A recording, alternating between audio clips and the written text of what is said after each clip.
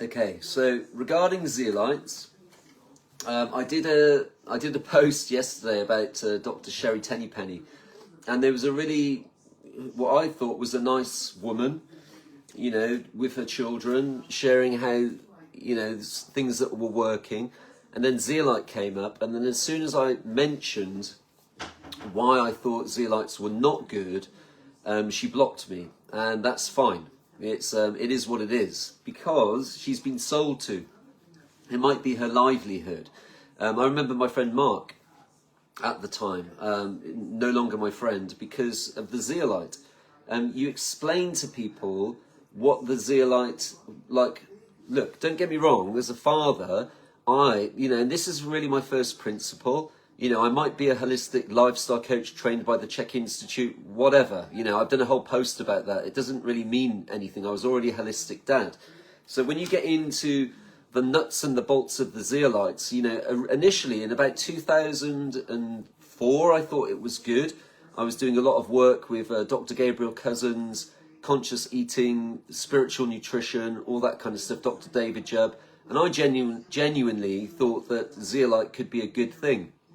You know, I know all the studies on it, you know, the 14-stage filtration system, the way that it pulls the positive ions towards it and then locks it in the cage and then pulls it out. But the problem today, the problem with zeolite, regardless, is like, where do you see anybody in nature, anything in nature, eating zeolite? And you don't. I kind of take it right back to ancestral core principles.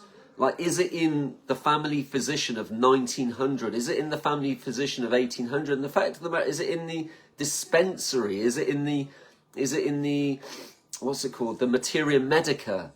It's not. Like, charcoal is, but activated charcoal isn't. You know, and this is the thing today, like, you know, silver and all these things, they've all been like sugarcane. There's so many now nano products, and they'll sell you. This is the thing, if you can get out of the sale. But the problem is today is science, and like Dr. Sherry Tenpenny, she's a doctor. Dr. Jack Cruz, methylene blue, he's a doctor, he's a brain surgeon. They're still doctors that have been brainwashed by the system.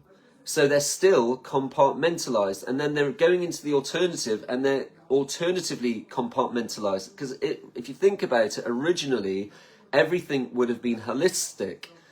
You know, I look at the original literature of the Tesla healing devices, where they are incorporating ether into their thinking, so they're actually operating from a place of truth.